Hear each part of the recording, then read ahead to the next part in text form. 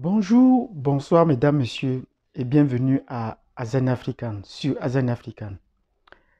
Nous avons lancé une série tout récemment sur la géographie.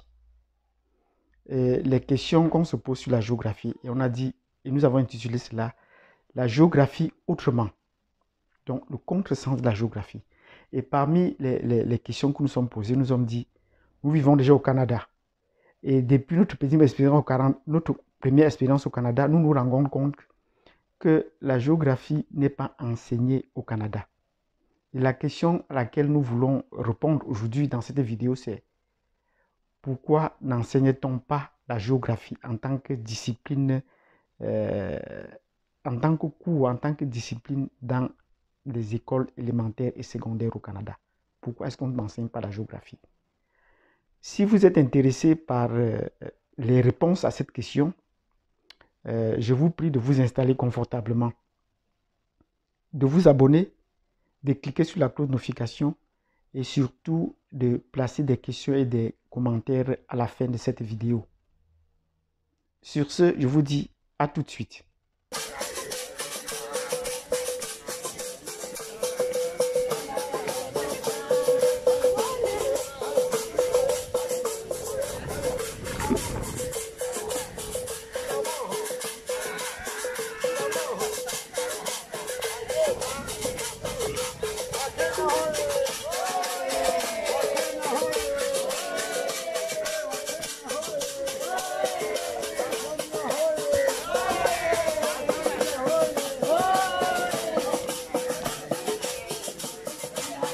La question à laquelle nous voulons répondre aujourd'hui dans cette vidéo, c'est pourquoi n'enseigne-t-on pas la géographie au Canada? Nous avons déjà posé des préliminaires de cette question dans les vidéos précédentes. Pourquoi n'enseigne-t-on pas la géographie au Canada? Je m'explique dans la question. Vous ne verrez pas dans les programmes d'éducation, dans les programmes d'enseignement, à l'élémentaire comme au secondaire, je veux dire à l'école primaire comme au niveau secondaire, un cours intitulé une période de 40 à 45 minutes ou de 40 à 50 minutes intitulé cours de géographie. Non, il n'y a pas ça dans les programmes scolaires ici. Vous ne trouverez pas ça dans aucun emploi de temps. Et ce sont des cours pourtant qui sont en vue en Europe, en France et notamment dans tous les pays africains.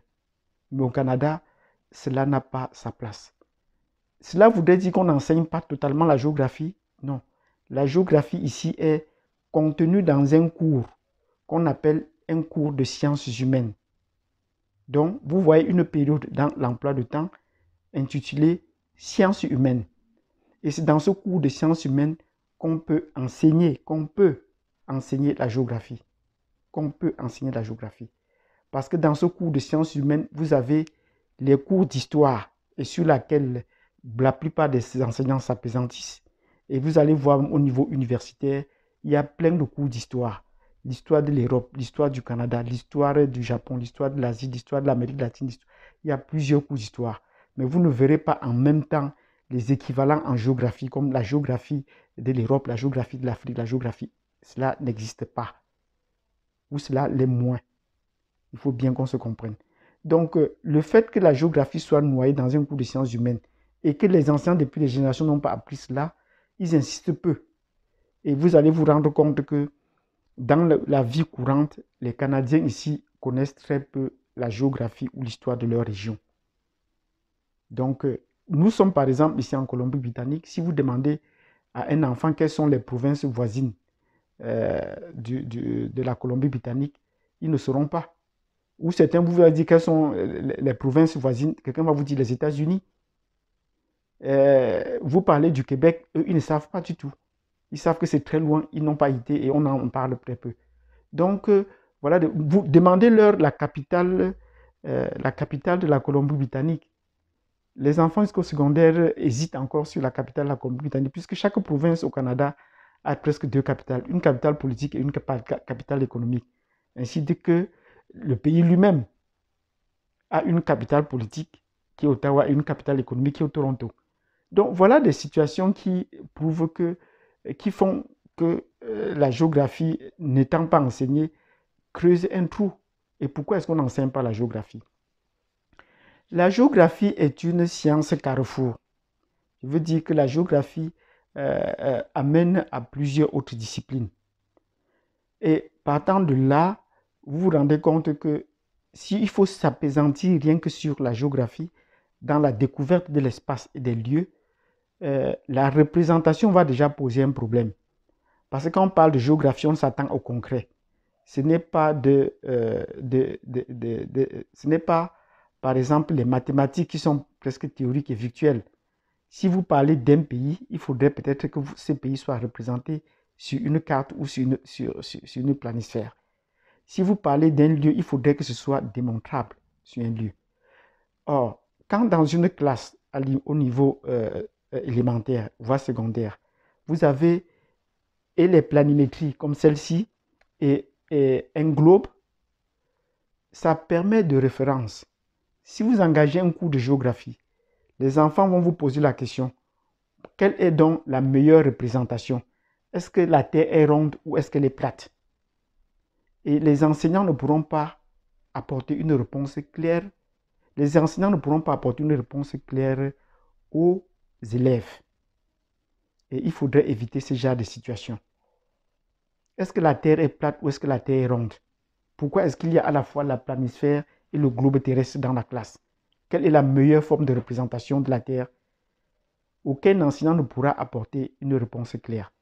Même si l'enseignant lui dit à un enfant que la Terre est ronde, et c'est l'impression qu'on donne, l'enseignant ne pourra pas expliquer pourquoi, si la Terre est ronde, pourquoi est-ce qu'on la représente de façon plate. L'enseignant ne pourra pas expliquer. Ça devient difficile. Maintenant, quand l'enfant, on dit que c'est une forme de représentation, on a choisi un plan plat pour pouvoir travailler, pour pouvoir manipuler, puisqu'on a fait des travaux de cartographie. Mais si maintenant on va dans les détails et qu'on essaye de vous donner la taille des différents espaces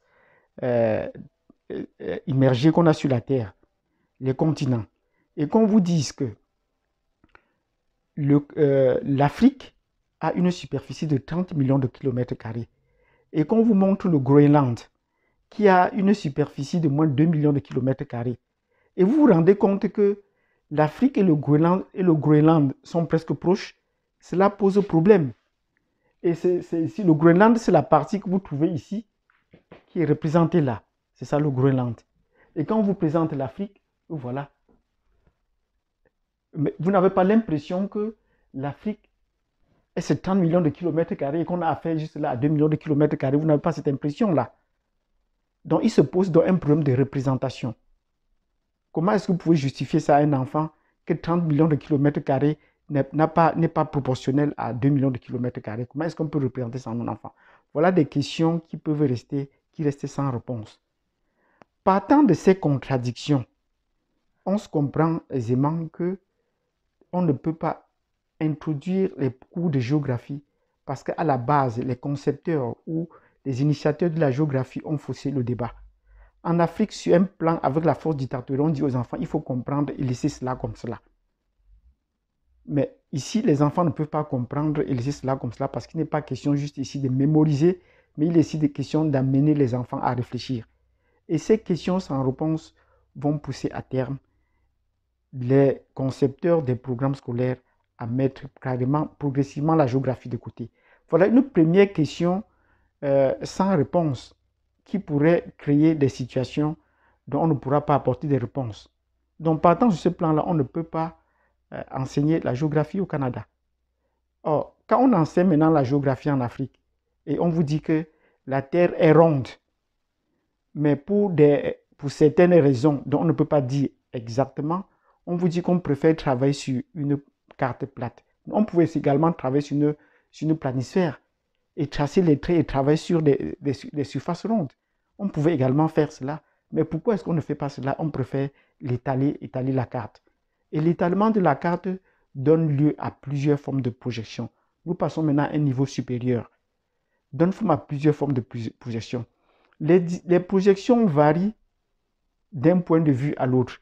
Il y a plusieurs types de projections qui font à ce que soit on a des projections qui ramènent les pôles plus petites, soit on a des projections qui ramènent les pôles plus grandes, les pôles nord plus grands et qui referme le sud, et vice-versa.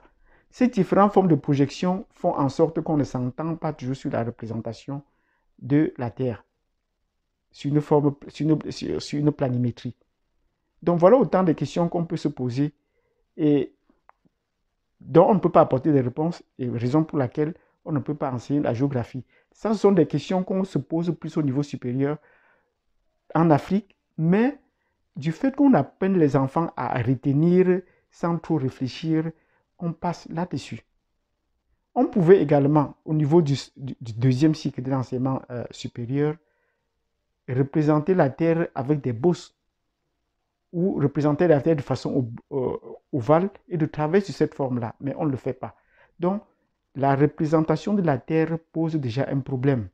La représentation de notre planète pose déjà un problème. Quelle est la véritable forme de la Terre? Est-ce qu'elle est plate? Est-ce qu'elle est ronde? Est-ce qu'elle est ovale? Ou est-ce qu'elle est bosselée? Donc, voilà les différentes représentations de la Terre et tout cela, vous allez le trouver dans les travaux. Si vous avez aimé cette vidéo, et nous allons continuer dans cette série-là, abonnez-vous, partagez cette vidéo et surtout cliquez sur la notification pour la prochaine vidéo. Pour le moment, nous continuons à vous donner des arguments de la Terre ronde et on va vous dire les questions qu'on se pose, il faut la trouver dans la Terre plate et nous allons amener chacun à trouver ses réponses et à se faire une idée de la représentation de la Terre. Sur ce, je vous dis merci et je vous dis à la prochaine vidéo.